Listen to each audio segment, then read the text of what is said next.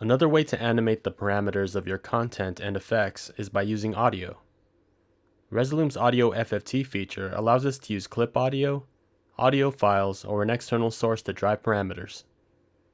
Let's create an audio reactive effect to demonstrate how Audio FFT works.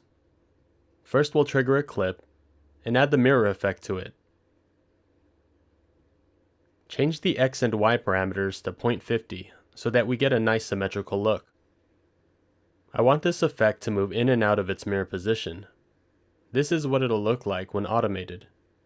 The in-out parameter will move to the audio. If we click the small arrow by the in-out label, notice the FFT options.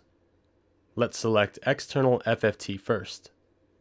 External FFT refers to an incoming audio signal from a physical source such as a USB audio interface or microphone.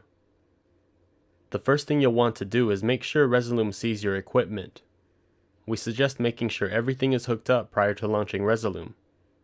Select Preferences from the menu and click on the Audio tab.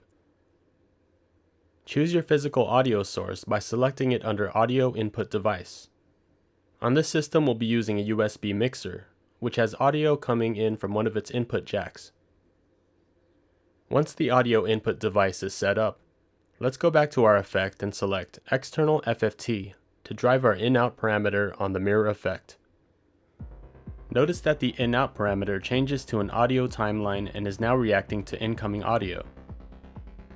You'll want to adjust the gain to increase the amount of influence the audio has on the parameter.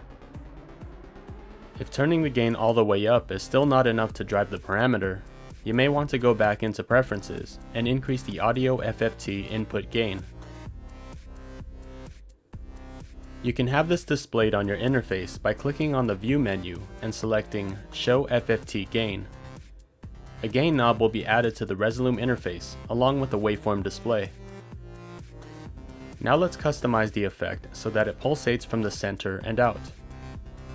We'll reverse the playback mode by clicking on the left arrow. Let's also adjust the gain so the effect is stronger. The fall parameter controls how quickly the value falls back from a peak. We'll decrease the amount of fall, but you may want to increase it if you prefer a more twitchy feel. We can customize the effect further by clicking on the arrow next to the playback options. This reveals a waveform of the various audio frequencies.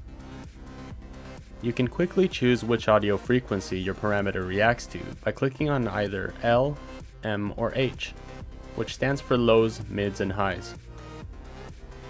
If you want to fine-tune the frequencies at which the parameter is driven by, drag the in and out points of the slider under the audio waveform. The other two FFT options are similar. By selecting Composition FFT, we can drive parameters using a triggered audio clip. Here's the same song in wave format loaded into a clip slot. If we trigger this, our in and out parameters are now being driven by the song triggered in our composition. The Clip Audio FFT option works similarly, but instead of driving a parameter from a triggered audio clip, the audio source is the clip itself. In order for this to work, your content must contain an audio track. These Audio FFT features can add another layer of synchronization between visuals and music.